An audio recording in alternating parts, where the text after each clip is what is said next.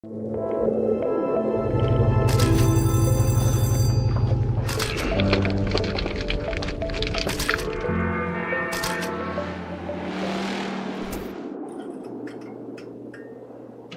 Deutsche Börse Photography Foundation Prize is an annual exhibition and award, originally established by the Photographers Gallery in 1996. This year's nominees are Anastasia Samoylova, Deana Lawson, Gilles Peress, Ractliffe. Each artist takes a distinctive approach to the medium of photography. Anastasia Samoylova is nominated for her exhibition Flood Zone.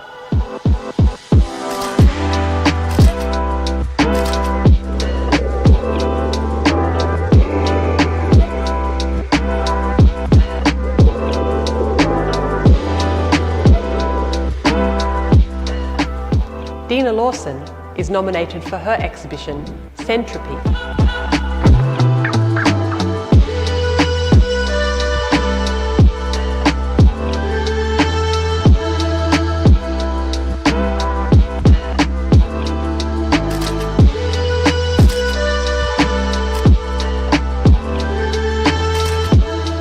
Gilles Peress is nominated for the publication Whatever You Say, Say Nothing.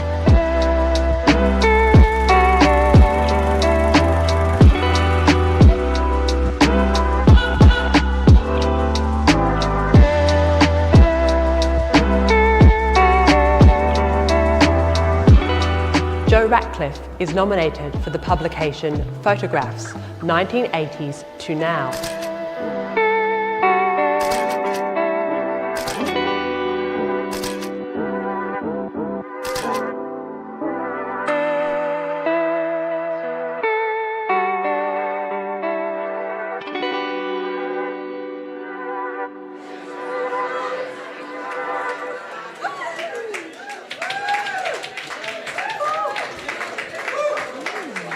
That was the first time I'd seen that film, but I think it helps set the context. But before we begin tonight, can I just remind everybody that the event's being live streamed, so kindly please put your phones on flight mode.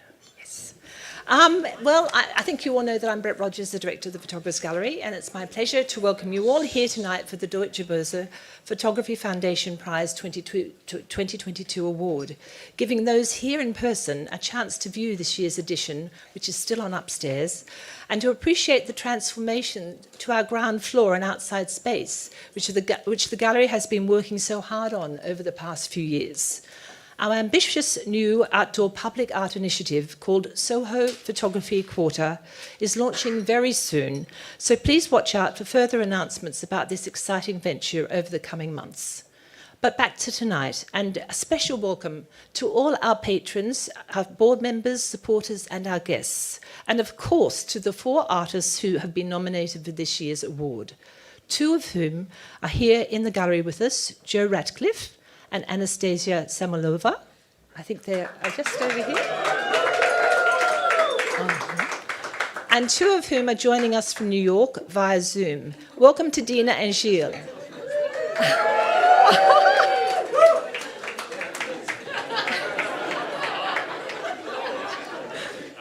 Gilles is on his way back from teaching and he's in a car, so he's pulled over for us. We don't want him to risk his life. I'm sorry you both can't be with us here in person, but we're delighted that technology has not as yet let us down and that you're here with us virtually. I also want to welcome all those who are watching the live stream and thank you for joining us.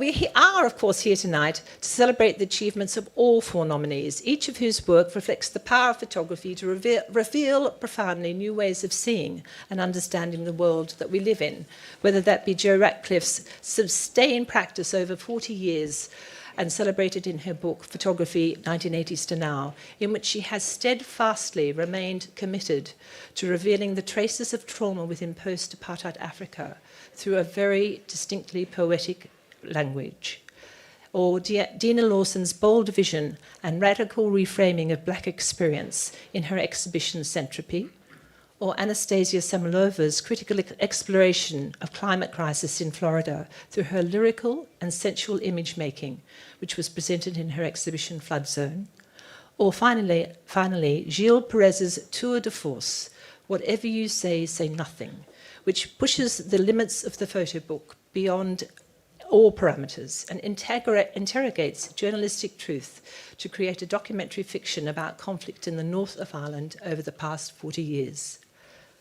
Each of these projects demonstrates the extraordinary ability and generosity of photography to accommodate a multiple range of approaches and subjects.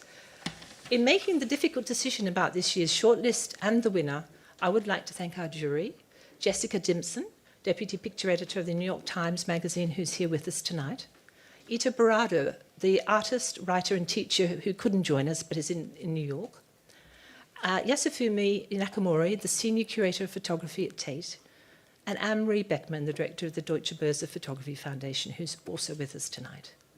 And finally, of course, to our own curator, Katrina Schwartz, who, with the assistance of Anna Danneman, has not only curated the exhibitions upstairs with enormous flair and sensitivity, but has produced an outstanding catalogue comprising new texts and images by all the artists.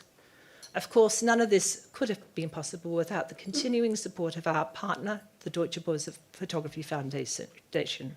We feel especially fortunate for their long-term and continued commitment to the prize, and for such a creative collaboration with a dedicated team headed by Anne-Marie Beckman to further build the reputation internationally of this important prize. Before I hand over to Stefan Leither, member of the Executive Board of Deutsche Börse, to say a few words on behalf of that institution, followed by this year's presenter, the BBC News and Culture editor, Katie Razzle, to make the announcement, I must just thank Paul Rocher and Duvel for making the evening flow with such style and grace. And to Rose Kentish, who are serving the truly delicious food that you've had and will have afterwards. So now over to Stefan.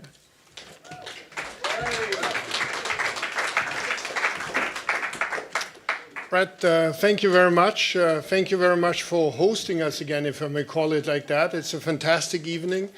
It's like last year. It's a crowded room at a time when one doesn't yet fully expect crowded rooms. So that's totally excited because it shows the excitement that the prize displays. I'm glad I'm speaking right after you, and I'm not Katie, because the moment of suspense is tough, so I need to keep it short. Everybody wants to hear the winner and congratulate all four of the nominees.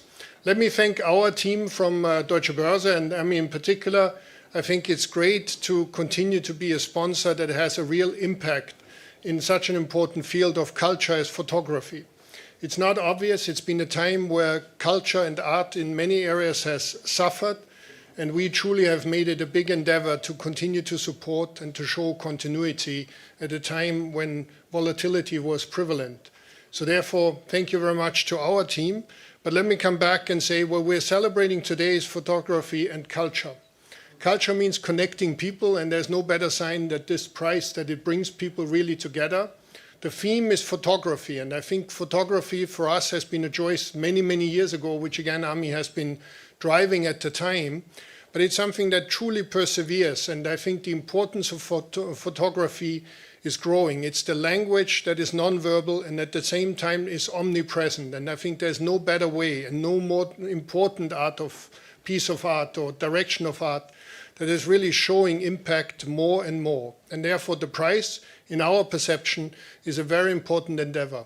Now you have already highlighted, Brett, that the way of experiencing this is in particular through the exhibition here. And I have had the great advantage, and I truly very grateful to Katrina for the show she gave us and the guided tour we got up front, besides the fantastic catalog.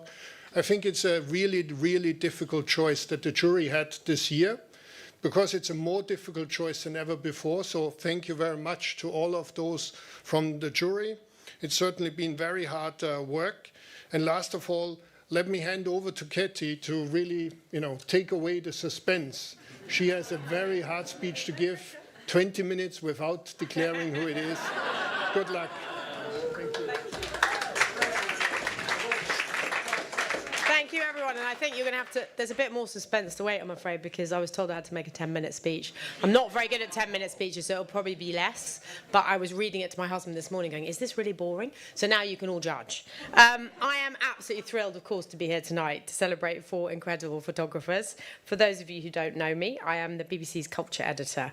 And up until the end of last year, I was UK editor and presenter at Newsnight on the BBC, where I specialised in deep dive journalism, whether that was covering the story of unregulated accommodation for kids in care or indeed the Grenfell Tower fire. And we are about to find ourselves this Saturday, well, no, next month, June the 14th, 5 years on from that tragedy. And I'm looking again at how to cover the story with so little that has actually changed. Cladding still on too many buildings, no justice for the victims and their loved ones, and the inquiry still grinding on. And it may well be that I go back to the story of Grenfell for the rest of my career. And I'm saying this not because you want to hear about me. I am very aware that we're here to celebrate 4 photographers. I'm saying this because it occurred to me that when you revisit a story, that is often your the best kind of work, because you peel back layers, you discover more, you gain perspective. And certainly 2 of the photographers showcased in this prize have done exactly that, as Brett mentioned. They've returned again and again over years to places and subjects that have become effectively their life's work. It's the opposite of reactive, of the news game that I find myself too often part of. What they're doing is deeply thoughtful and revelatory over time. Gilles Peress has shown an incredible dedication to photographing the troubles in Northern Ireland, its horrors, its mundanity and its beauty, to create his huge work, which he calls documentary fiction. Jo Ractliffe has equally dedicated herself for nearly 40 years to making images that speak to the legacies of apartheid in South Africa and civil war in Angola, and looking at how past histories of violence manifest themselves in the present. And the other 2 finalists may not have spent decades on their works. Let's face it, they haven't had decades of professional life yet to do so. But they too look in depth at a community and a region. As the American writer and musician Greg Tate put it, real black life is what we're looking at in Deana Lawson's pictures. And you'll have seen her spellbinding compositions, which are both portraiture and myth. He calls her a signifying truth seeker of unviolated black humanity and beauty. Meanwhile, Anastasia Samoylova has immersed herself in her neighbourhood in Florida to produce powerful, thought-provoking works. She subverts the superficial beauty she finds in Miami as a metaphor for a tourist mecca that sits atop a landscape that is vulnerable to climate change. It is timely and it is important. And whether it's the emptiness of many of Jo Rackliffe's photographs that require further inspection, or the contrast of Floridian pastels and upturned nature in Samoylova's images, whether it's the teenage face caught in the wing mirror of a British Army vehicle in one of Gilles Perez's works, or the crafting and dignity of a Deana Lawson portrait, these photographs provoke emotion. Now, in my heart, I am a TV journalist. I love radio, I work online, but I grew up making TV news, first at Channel 4 and then the BBC. And I've always believed that TV is the emotional medium. It is the one that hits you in the stomach, that makes you cry, that makes you feel. It's about human connection and an emotional reaction. And there's also something about the authenticity of it, a sort of, you've got to see it to believe it sort of element. And of course, the same applies to photography. In thinking about this prize and photography more broadly, it's occurred to me that very often when I've been trying to make my TV reporting distinctive, I've actually reached for photographs. So that could be anything from stills to illustrate a news event that everyone else is covering on TV with moving pictures. So that could be the Queen's speech or the Brexit referendum, that famous Oscars slap. I used stills at that point in my reporting for the BBC, or indeed stills to elevate an obituary, to stills that somehow bring home the horror of a bomb attack, or indeed the Grenfell fire. And also the report I did in 2004, one of my first as a reporter after I'd been caught up in the tsunami on my honeymoon. And it ended this report on a photograph. And it was a photograph of a married couple, a photo that was now kind of hanging on a sort of tent. And it was dirty and watermarked. And it was a photo that may well have been the only surviving image of 2 people who'd been dragged out to sea and to their deaths. There is something about photographs that draws you in, that doesn't allow you to look away. They demand focus and concentration in a way that moving video doesn't always do. And right now, for news journalists, and indeed for anyone consuming news, the war in Ukraine has been all-encompassing. And when I think about Ukraine, it's actually photographs that come to mind, not rolling footage. Photographs like Lindsay Adario's devastating image of the woman and her children lying dead in the street after a mortar attack. It's an image full of power, emotion, and horror. And it's also a symbol of the war crimes going on in Ukraine every day. Or an image by David Gutenfelder, also for the New York Times, I think, of a person walking through a water-filled street in a Ukrainian village that was deliberately flooded to block the Russian advance.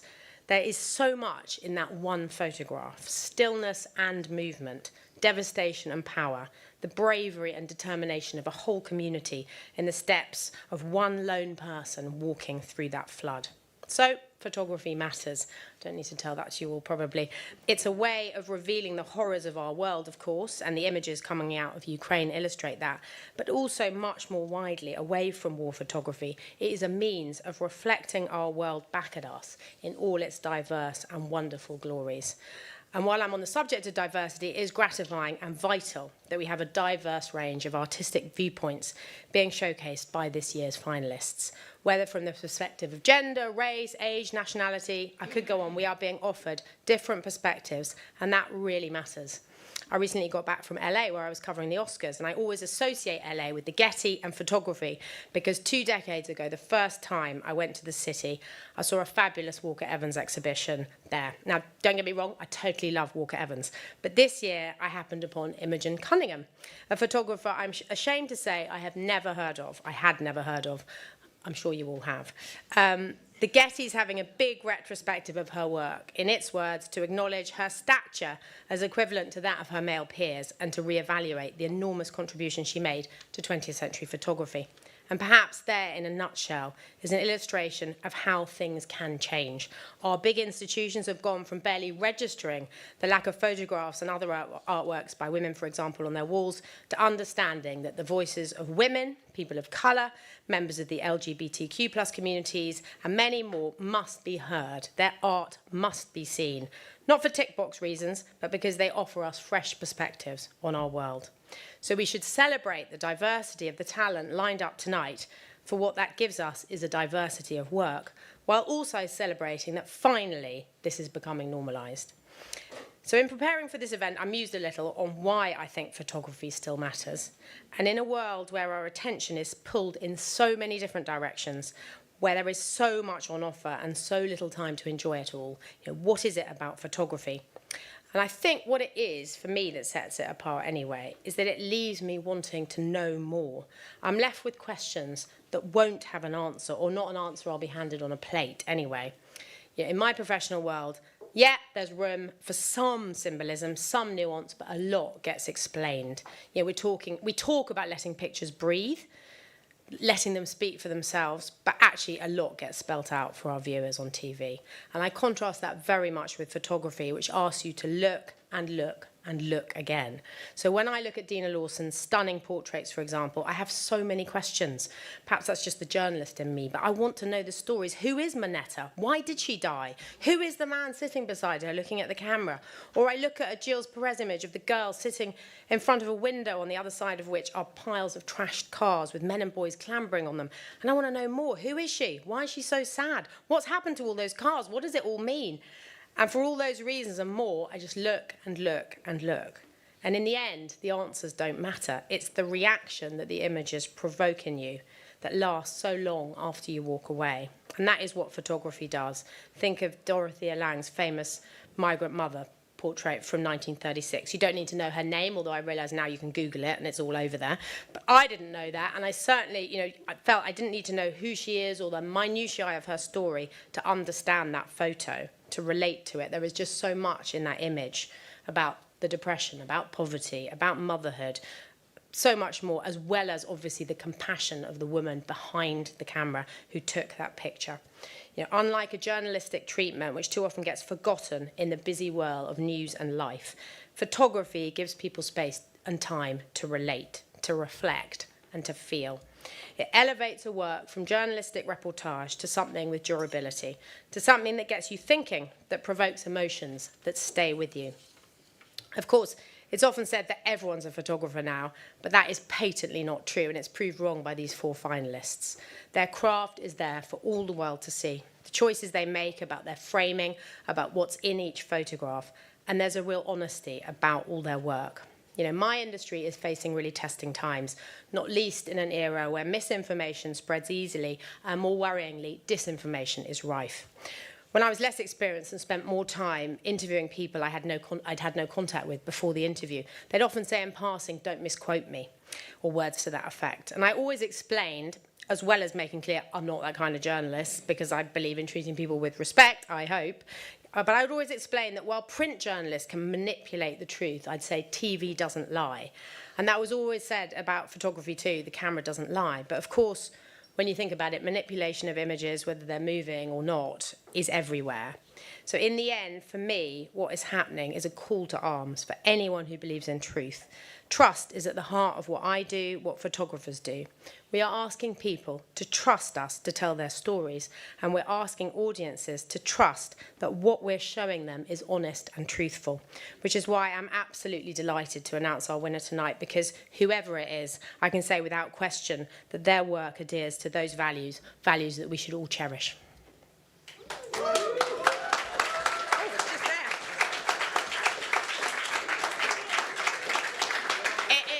It's not going to be like the Oscars with Moonlight. It's going to be the right person. The winner is Deana Lawson. Fabulous. And Deana is on Zoom. Welcome, Deana. Congratulations. We'd love to hear from you if you can hear us.